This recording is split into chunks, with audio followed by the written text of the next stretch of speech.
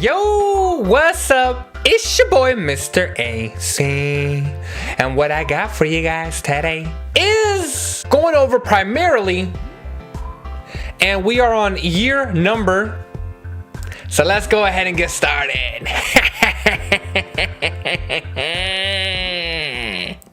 All right, let's go ahead and get started on our next question, the 2006. Now, if you look at this question here, this question is a little bit more difficult than what you normally would expect. So I want to make sure to kind of go through this one because it's been a while and it's going to involve a little bit of explicit differentiation. So here's question A, B, and C. Obviously, C is just another question to get you more practice.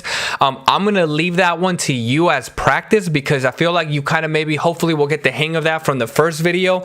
So let's go ahead and dive into A and B. Let's read the question momentarily here. That way we can at least kind of know what's being asked. The function f is differentiable for all real numbers. The point 3, 1/4 is on the graph of y equals f of x. The slope of each point on the graph is given by the derivative. Find the second derivative and evaluate it at this point right here. All right, so what we're going to do, my dear students, is we're going to have to take the second derivative, right? If I write PVA, be very, very careful. A lot of times you see this question and you go, hey, I gotta go backwards. Well, guess what? We don't. We need to go forward. We need to go to our second derivative. Obviously, this is not a velocity question, but it's very similar to PVA. So let's go ahead and do it. So we need to take our second derivative. Well, there is a multiplication. So this is going to be the product rule.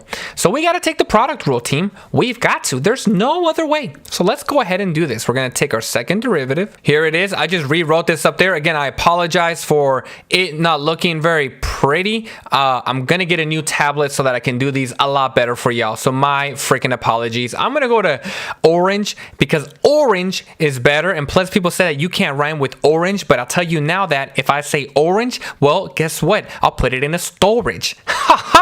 All right, let's get started, y'all. We're going to take the derivative of the first one, right? Well, what's the derivative of y squared? Well, be careful because this is with respect to x. So any other letter is going to be implicit. What that means is, I don't know if you remember this, we're going to put parentheses around it. We're going to take the derivative of this, bring the 2 down like we normally would. So this would be 2. Now we need to take the derivative of the inside. Well, what's the derivative of y? Well, the derivative of y is, let me go ahead and write it, dy over dx. So this is what it's going to look like right here. And so this is the derivative of the first, okay? Now we're going to leave the second alone, right? Remember, we always leave our second alone. So 6 minus 2x. Because this is the product rule, we want to make sure we put a little plus symbol in between. So we take the derivative of the first, leave the second alone. Now I'm going to leave the first alone. We don't want to touch the first. So I'm going to write it as just y squared. Hopefully the colors doesn't mess everything up. Times, and now we got to take the derivative of the second. What's the derivative of the second? Well, the derivative of the second is with respect to x. There is an x. The derivative of 6 is just a constant, so that would be 0. And the derivative of 2x is 2, but be careful with the negative in front, which means that's going to be -2. Vapidoo. All right, there it is. That's what our second derivative looks like, but we're not done just yet.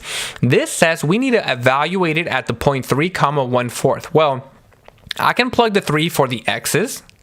Shazam. I can plug the 1/4 for the y's.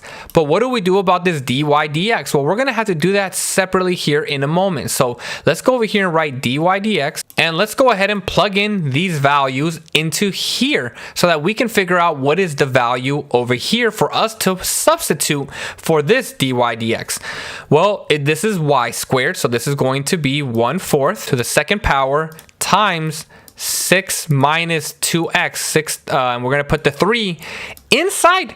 Well, this is going to be 2 times 3, which is 6. So we get 6 minus 6. That's 0.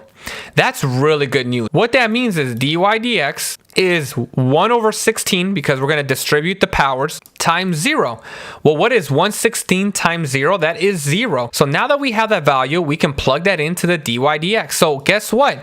We don't even have to plug in anything to these here because when I plug this in and this is 0, What is 2y times 0? 0. What is 0 times this section? 0. So this is 0 plus. Now we're going to go ahead and plug it in to here. 1/4 to the power of 2 times negative 2. Now we're going to get the derivative is 2y, the second derivative of y. Let me just write it how they want it.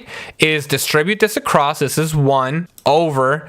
Then distribute this across to the powers. This is 4 squared, so this is 1 over 16 times negative 2. So this becomes negative 2 divided by 16. Now that this is negative 2 divided by 16, well then we'll go ahead and write that right here. We have evaluated the function. Now, if you're curious, what is the purpose of having these two, right? What is the purpose of doing this process here? Well, I'll show you here in a minute, but this is kind of nice because what does the second derivative tell us? The second derivative tells us concavity.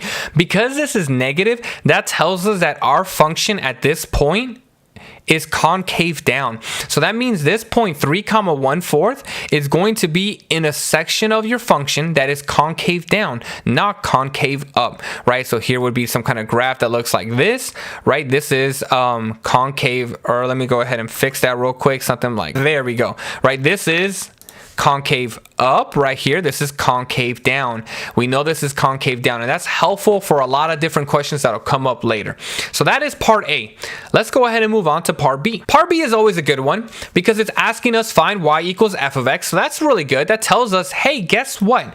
Guess flipping what? We need to find the original, just like before, and then we need to plug in our initial condition. So awesome. Let's separate the variables and do this a little bit more quickly.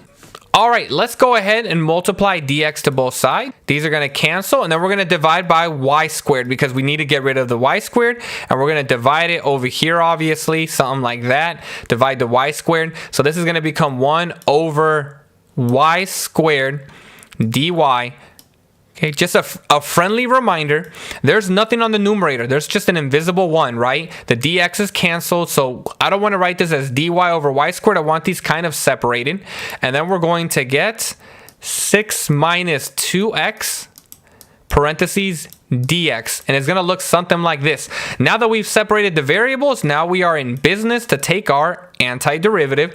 Now, before I take the antiderivative of the right side, I want to be mindful about a few things. Over here, if the bottom, the denominator, has a power, we can rewrite this as y to the negative 2 dy is equal to 6 minus 2x dx, something like this. Once we have rewritten this, now we're in business. Now we're in business to go ahead and take our antiderivative. So what that means is we're going to add the 1 on the numerator like we normally would. So this would be y to the negative 1 divided by negative 1. Okay, there is no power here. It's not like to the power of 2 or 3. So we're going to take the antiderivative of these individually. This is going to be 6x. We're going backwards, minus 2x squared over 2, doing our antiderivative, plus c. I'm going to go ahead now and cancel these out. And because this is y to the negative 1, now I can rewrite it and put it back on the bottom. So this is how it's going to look like over here.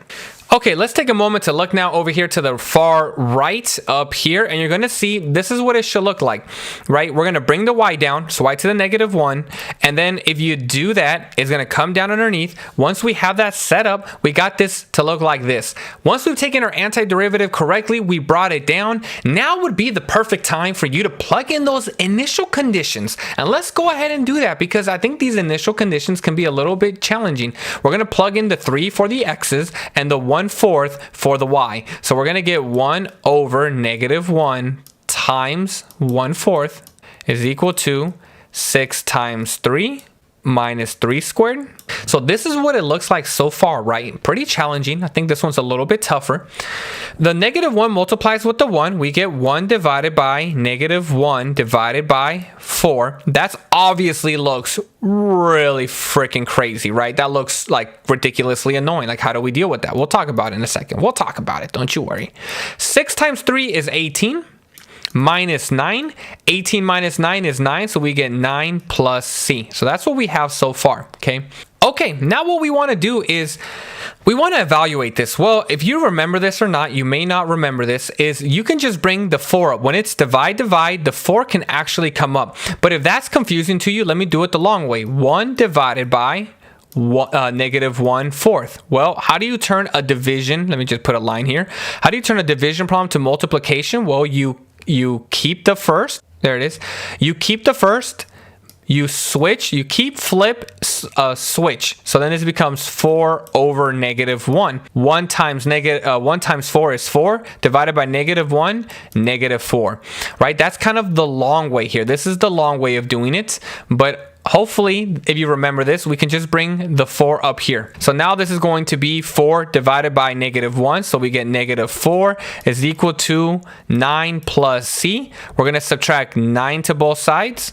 Shazam, we get c is equal to 9, 10, 11, 12, 13. So negative 13 is my c value. And it's going to look something like that. So now the next question for us is, well, now that we got my c value, what do I need to do? What do I need to do next, y'all? Well, let me tell you. We got to plug it back in and we got to solve for our function. Well, how do we do that? Well, we're going to take this and I don't want to plug it into here because this got the negative exponent. I want to plug it back to this one up here because this is the most complete version that we have. So let me just go ahead and erase a few things and then we'll talk about what we can do, okay? Okay, let's go ahead and then let's go ahead and do this now. We're gonna let me go ahead and write it real quick. Okay, let's go ahead and take a look at it and how we have it right now. All I did was take the negative 13 and I plugged it back in for the c value, which was right here.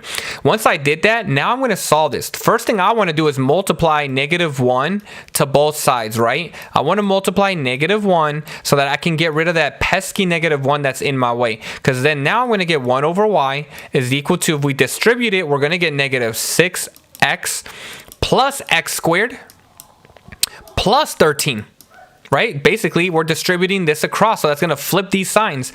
Now, what do we do? Well, this is our last and final step, and hopefully this sounds familiar because this was definitely a little bit of a challenge. We're going to flip the left side so that this becomes y over 1. If I flip the left side without changing this to a negative 1 here, y over 1, that means I need to flip the other side. So I'm going to put this over 1, and this becomes 1 over negative 6x plus x squared plus 13. All right, so let me go ahead and rewrite this. Y is equal to 1 divided by negative 6x plus x squared plus 13. And this would be my final solution here. Right here is where I'll have everything completed. Pretty tough one, guys, but I hope y'all enjoyed this, y'all. With that being said, I'm out. Till the next video. Capiche?